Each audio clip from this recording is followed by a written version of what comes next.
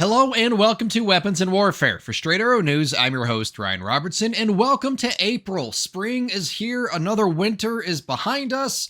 Time to get outside and do some camping. But before I do, we should probably get to the episode. With the world's attention on conflicts in Ukraine, the Gaza Strip, and the Red Sea, one could be forgiven for overlooking Russia and China's growing interest in North America's northern tier.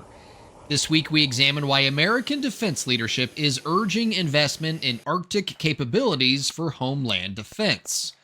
Don't eject just yet. In our Weapon of the Week, we take a look at the Martin Baker ejection seat, an aviation breakthrough that saved thousands of lives and just got better. But first, some headlines you may have missed. The wait is over. President Donald Trump tabbed Boeing to build the U.S. Air Force's most sophisticated fighter jet yet, dubbed the F-47.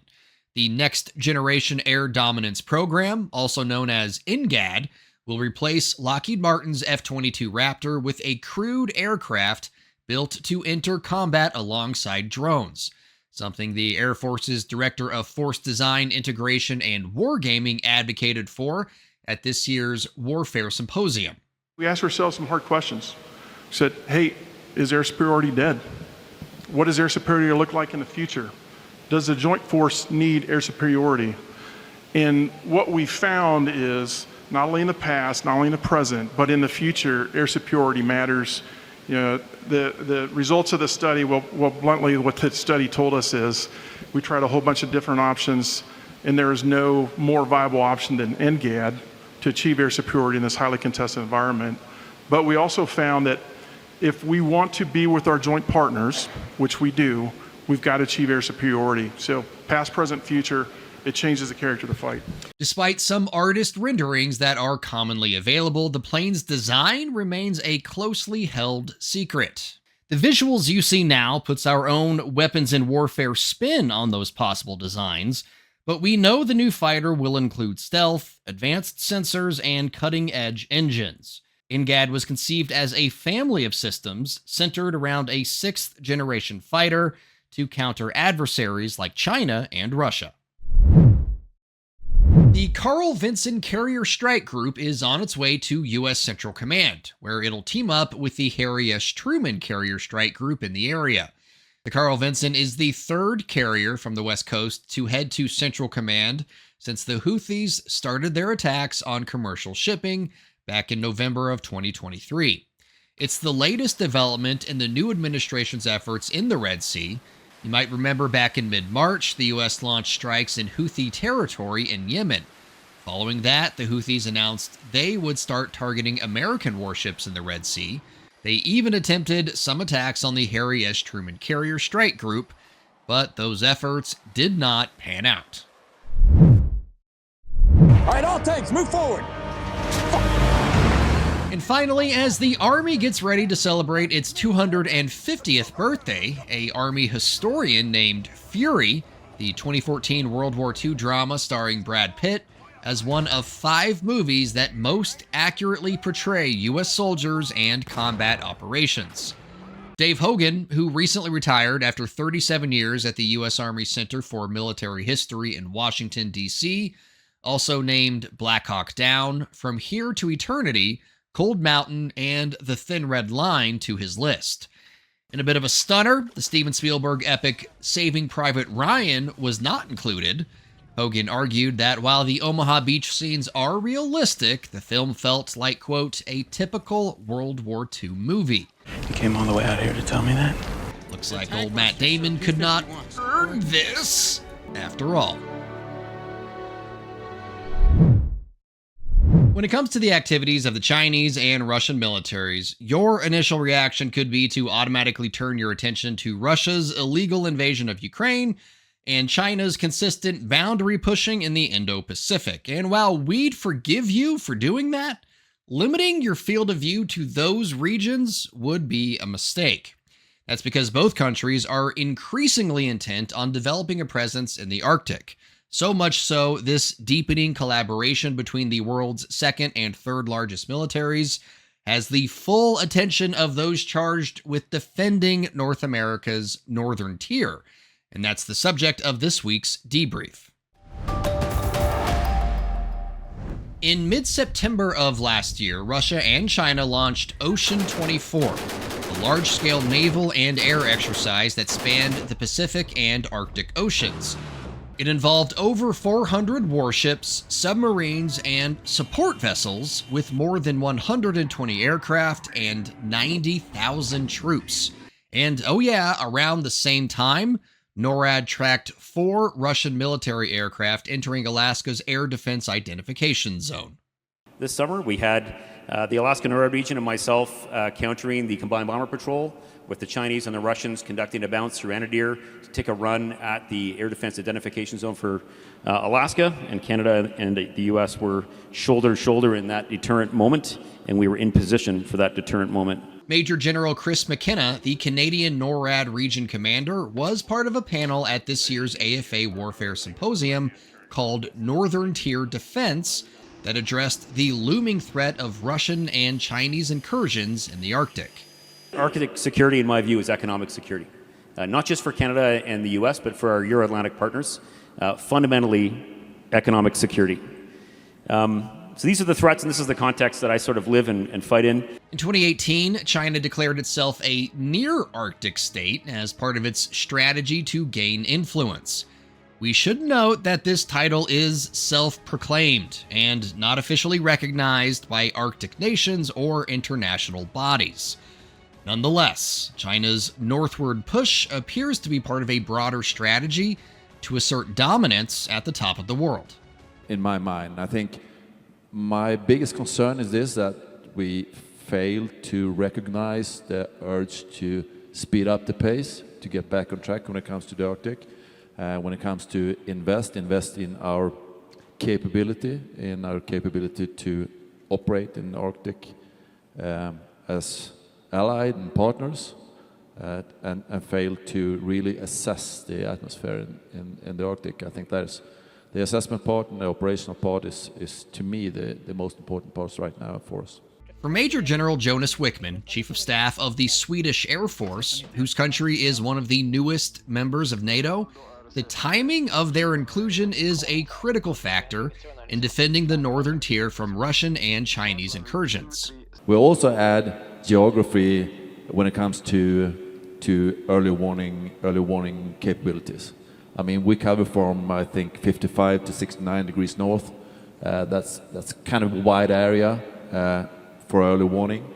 We bring in place geography when it comes to bases. We have air bases and we have spaceport north of the polar circle, and we know how to operate that. And it's that diversity of defenses, from the northern Pacific to the northern Atlantic, that potentially gives the United States and its allies an edge in the Arctic. Where Russia and China generally operate from a single system, they, in turn, will have to deal with far more than that. Now imagine an adversary having to approach it from, hey, what does Saab's system do? What is it that this system's going to look like to my screen, to the sensing apparatus? They have to approach it from all of us. And I think that's very, very powerful, not only in terms of kind of the way we generate information or process information, but also the way that we can then attack the problem. Because you can't just get to one of us without bypassing the others. Right? And so I think that, again, that to me seems like a great way to collaborate, and just something that, again, being the retired guy, I love to see kind of that expansion of NATO, bringing Sweden and Finland to the mix. If all of this sounds new to you, there's a reason for it. The Arctic hasn't been a major focus for U.S. defense spending in the past. This is probably because, except for Russia, most countries with claims in the region were U.S. allies. Beyond that, China only started developing its Arctic strategy in the last 6 years or so. While there's no denying the global politics in the Arctic are shifting, especially as climate change is making the waters easier to navigate, it might feel like the U.S. is falling behind in Arctic policy. But that's a perception that could soon be changing, especially as, at least for now, NATO continues strengthening its defensive plans in the region. Serving you clarity through context, our mission at SAN is to deliver the news straight down the middle. We're different from mainstream media because we spotlight distorted headlines and show you how to do it too. Discover stories that right and left-leaning outlets are choosing not to cover by using our Media Mist tool. Download the SAN app and turn on notifications to have straight facts delivered right to your phone or tablet, and get straight facts anytime at SAN.com.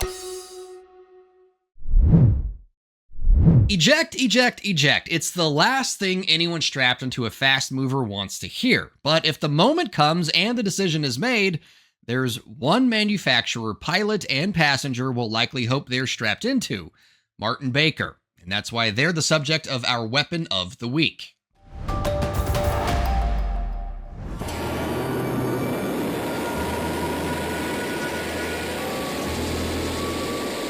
For 80 years, the name Martin Baker was one air crews could count on if things went wrong.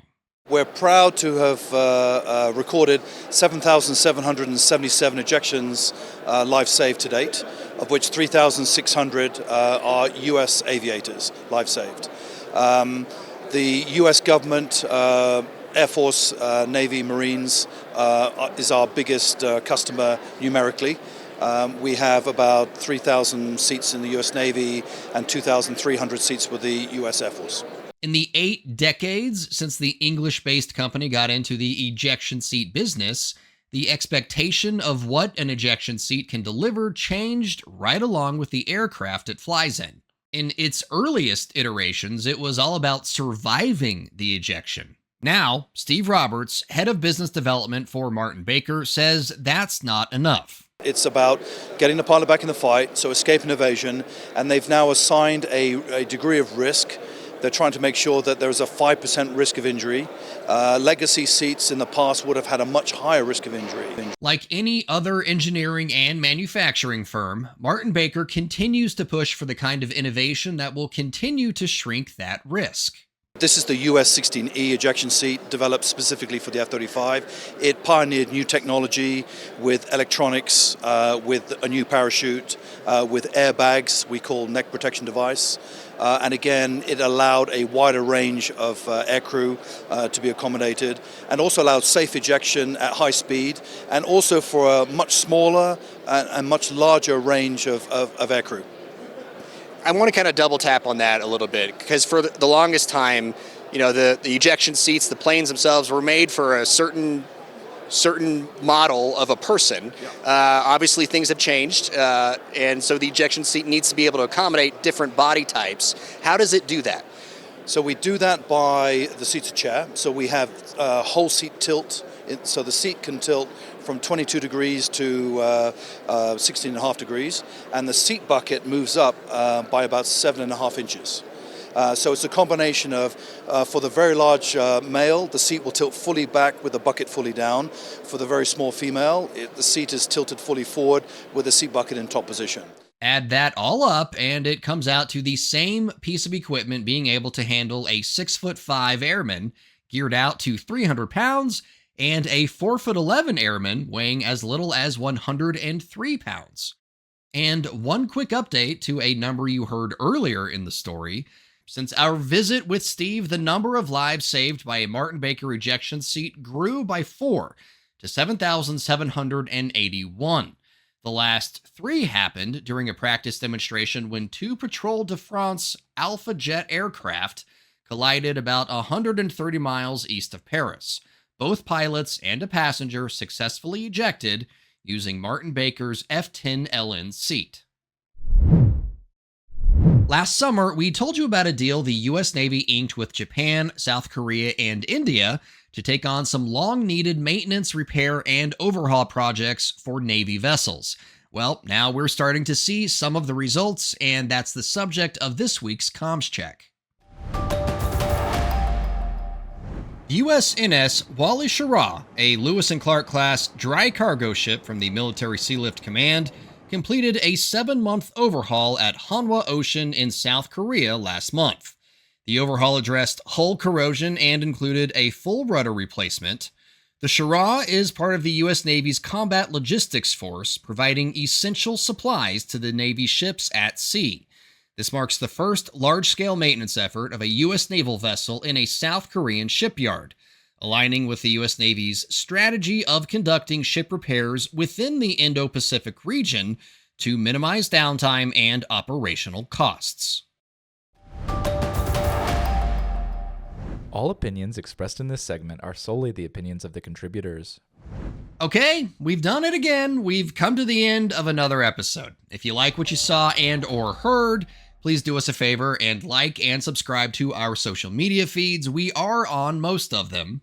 So for my wrap this week, I want to talk about the importance of following the rules. Before I get going, though, I want to preface my comments by saying I have not always been known to follow the rules. I was raised on Star Wars, and Raphael was my favorite Ninja Turtle, so I learned to foster my inner rebel at a very young age. But with time came experience, and I learned some rules are there for a good reason, and it's best for all of us if I just follow them. And while I've never been in the military, I know that same mantra holds true when it comes to rules that deal with things like, operational security. The individual may not know all the reasons why a rule is the way it is, and they don't need to. They just need to follow it. But that was not the case when a group of individuals discussed U.S. combat operations on the Signal messaging app a few weeks ago. And by now, I'm sure you've all heard the details. The Vice President, Secretary of Defense, Director of National Intelligence, and others in the U.S. government with top secret clearances who should know better were talking about the U.S. strikes against Houthi militants in Yemen through an encrypted messaging app. And a journalist was on the chat as well, although no one with a security clearance seemed to notice. The White House confirmed the text exchange was real, and according to the DoD's own guidelines, apps like Signal are not to be used when discussing sensitive and classified intel. So I'm not going to play the blame game here because personally I think they are all to blame. What struck me afterwards, though, was several GOP lawmakers saying the incident will lead to new protocols to make sure this never happens again. And to that, my question is, what more new protocols do we need? Every enlisted service member, officer, and DoD employee knows not to discuss any sensitive or classified information on anything other than government-approved devices and software. If they don't follow the rules, they face serious penalty, up to and including incarceration. So again, the rules are already there, and the people in charge need to follow them. I can make a similar argument about gun control in this country. We have plenty of laws on the books regulating firearms. Imagine how many shootings we could stop if we just followed the rules we already have. As of recording time, I don't know what sort of punishment or fallout any of those high-level officials will face or are facing as a result of what I'm calling the Signal snafu. But I do know if the rules were followed, I'd be rapping about something else this week. For senior producer Brett Baker, video editor Brian Spencer, and graphics artist Dakota Patillo, I'm Ryan Robertson with Straight Arrow News, signing off.